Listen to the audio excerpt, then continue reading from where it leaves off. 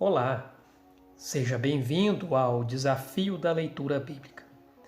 Terminamos de falar das 10 estratégias de leitura para o melhor aproveitamento do seu estudo bíblico. Caso não tenha visto ainda, recomendo que você volte nos posts anteriores, pois cada um deles te dá uma ferramenta de como extrair o melhor do texto neste primeiro passo que é a observação. Agora, vou falar sobre 6 coisas que você precisa procurar para aprofundar ainda mais o seu aprendizado na Palavra de Deus. Quando você vai ao médico com dor de garganta, ele sabe exatamente o que examinar e o que procurar. Pois bem, no estudo da Bíblia você pode passar horas folheando a palavra, mas será pura perda de tempo se você não souber o que está procurando. Lembre-se que neste primeiro passo do estudo bíblico, que é a observação, buscamos responder à pergunta: o que vejo? Você assume o papel de um detetive em busca de pistas e, como vimos no post anterior, nenhum detalhe é trivial. Há 6 pistas a se observar no seu estudo da Bíblia, e para facilitar em guardar na memória, vamos utilizar a nossa mão. Existe uma pista para cada um dos dedos e uma para a palma da mão.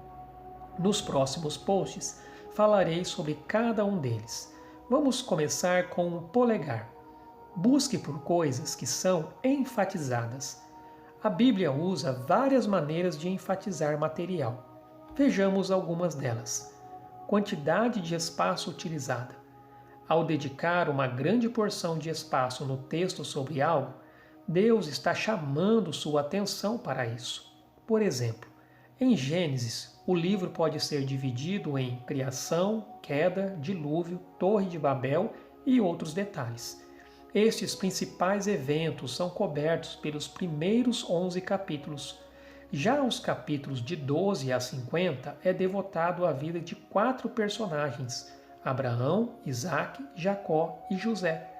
Através desta ênfase, o Espírito Santo está nos ensinando o valor da família que Deus escolheu para formar o seu povo.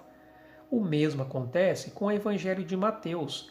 Há um grande foco sobre os discursos de Jesus, enquanto outros enfatizam os milagres e a crucificação. Nas cartas de Paulo, a primeira parte geralmente é doutrinária, e na segunda, aplicações práticas da doutrina. Desta forma, quando observar uma porção da Bíblia, pergunte: quanto espaço é dedicado a este assunto? O que o escritor está enfatizando? Propósito expresso.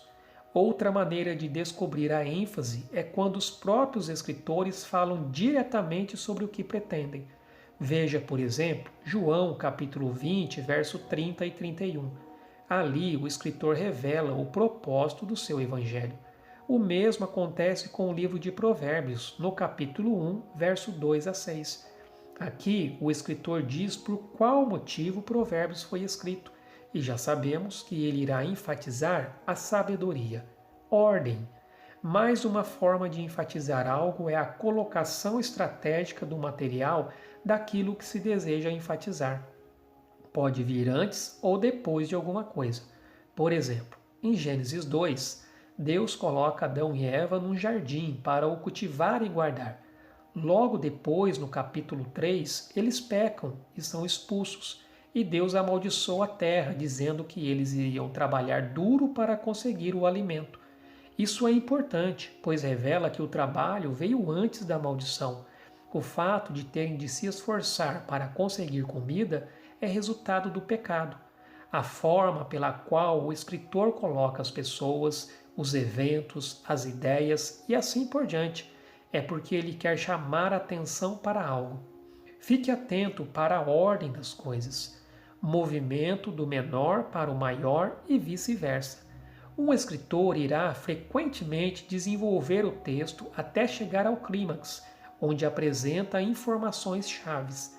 Veja, por exemplo, 2 Samuel, capítulo 11 e 12, que registra os eventos cruciais da vida de Davi. Esses capítulos formam um tipo de pivô do livro. Todos os acontecimentos anteriores levam a eles, e todos os posteriores giram em torno deles.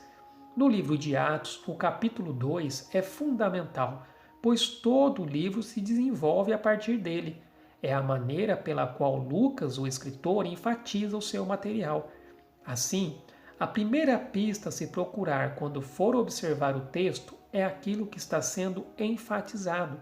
É como se tivesse uma placa dizendo: "Ei, isso é importante, preste atenção". Procure por esses 4 tipos de ênfase e vai perceber o que é importante no texto.